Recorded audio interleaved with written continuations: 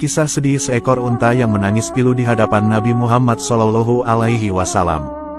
Dikisahkan, pada suatu hari Rasulullah keluar rumah dengan menunggangi untanya untuk suatu tujuan. Kala itu, Abdullah bin Ja'far ikut membonceng di belakang. Ketika mereka sampai di pagar salah seorang kalangan Ansor, tiba-tiba terdengarlah lenguhan seekor unta. Unta itu lalu menjulurkan lehernya ke arah Rasulullah SAW. Ia merintih hingga air matanya jatuh berderai. Rasulullah SAW lalu mendatangi unta itu.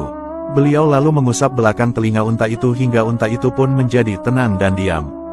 Kemudian, dengan wajah penuh kemarahan, Rasulullah SAW lalu bertanya, "Siapakah pemilik unta ini? Siapakah pemilik unta ini?" Kemudian, pemilik unta itu pun lalu bergegas datang. Ternyata, ia adalah seorang pemuda Ansor. "Itu adalah milikku ya Rasulullah," katanya. Rasulullah SAW berkata, "Tidakkah engkau takut kepada Allah karena unta yang Allah peruntukkan kepadamu ini? Ketahuilah, ia telah mengadukan nasibnya kepadaku, bahwa engkau membuatnya kelaparan dan kelelahan." Subhanallah, ternyata, unta itu mengadukan nasib hidupnya kepada Rasulullah SAW, bahwa tuannya tidak memberinya makan yang cukup sementara tenaganya diperas habis dengan pekerjaan yang sangat berat.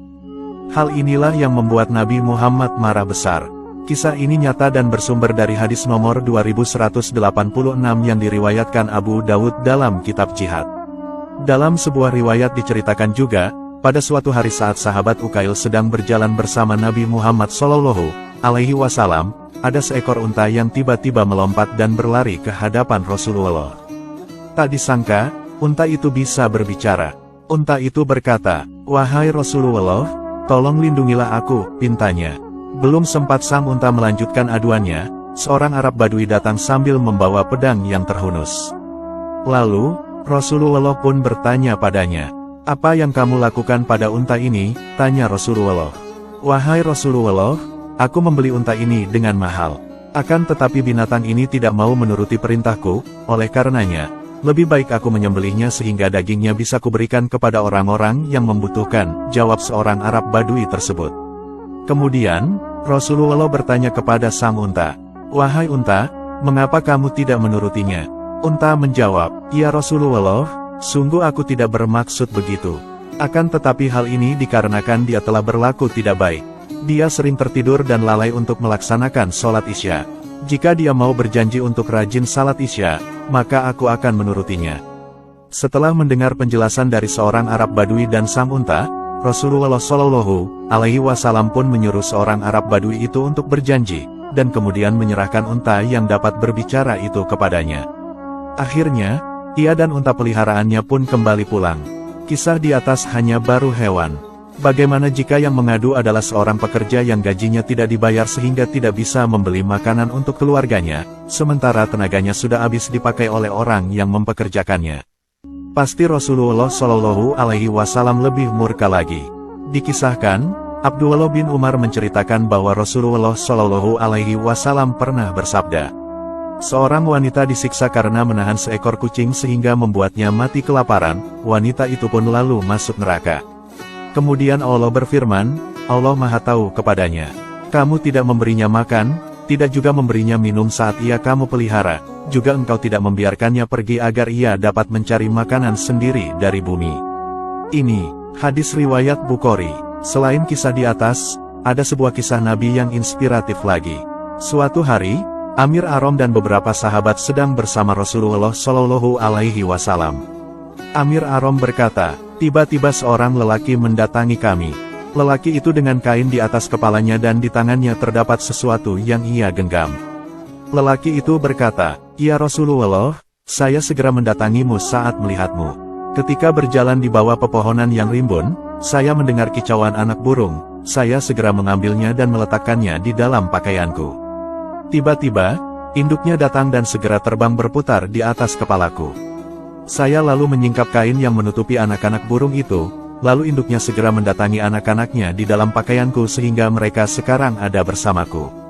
Rasulullah lalu berkata kepada lelaki itu, "Letakkan mereka." Kemudian, anak-anak burung itu diletakkan. Namun, induknya enggan meninggalkan anak-anaknya dan tetap menemani mereka. Nabi lalu bertanya kepada para sahabat-sahabatnya, apakah kalian heran menyaksikan kasih sayang induk burung itu terhadap anak-anaknya? Benar, ya Rasulullah, jawab para sahabat. Nabi bersabda, ketahuilah, demi zat yang mengutusku dengan kebenaran, sesungguhnya Allah lebih penyayang terhadap hamba-hambanya melebihi induk burung itu kepada anak-anaknya. Nabi lalu berkata kepada lelaki yang membawa burung itu, kembalikanlah burung-burung itu ke tempat di mana engkau menemukannya, bersama dengan induknya, perintah Rasulullah. Lelaki yang menemukan burung itu pun segera mengembalikan burung-burung itu ke tempat semula. Begitulah akhlak terhadap hewan yang diajarkan Rasulullah Shallallahu Alaihi Wasallam. Bahkan, membunuh hewan tanpa alasan yang hak, Rasulullah menggolongkannya sebagai suatu kezaliman. Diriwayatkan dari Abdullah bin Amr bin Ash, bahwa Rasulullah Shallallahu Alaihi Wasallam bersabda, barang siapa yang membunuh seekor burung tanpa hak, niscaya Allah akan menanyakannya pada hari kiamat. Seseorang bertanya, ya Rasulullah, apakah hak burung tersebut? Beliau menjawab, menyembelihnya, dan tidak mengambil lehernya lalu mematahkannya. Hadis riwayat Ahmad. Dari sini dapat dipahami, bahwa binatang adalah makhluk yang peka dan tahu perbuatan baik dan buruk, serta dapat merasakan apa yang diperbuat oleh majikannya. Selain itu, dari penggalan kisah di atas dapat disimpulkan bahwa binatang itu suka pada majikan yang baik, solih-solihah, dan penyayang pada binatang. Sebab binatang dapat berubah menjadi jahat dan tidak patuh pada majikannya karena kejahatan atau kemaksiatan yang dilakukan oleh majikannya.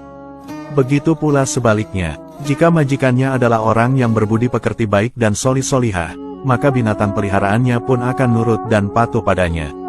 Oleh karena itu, alangkah baiknya kita sebagai umat manusia untuk saling mengasihi dan menyayangi, bukan hanya pada sesama manusia, melainkan juga pada binatang, tumbuhan, dan makhluk ciptaan Allah Subhanahu wa Ta'ala yang lainnya.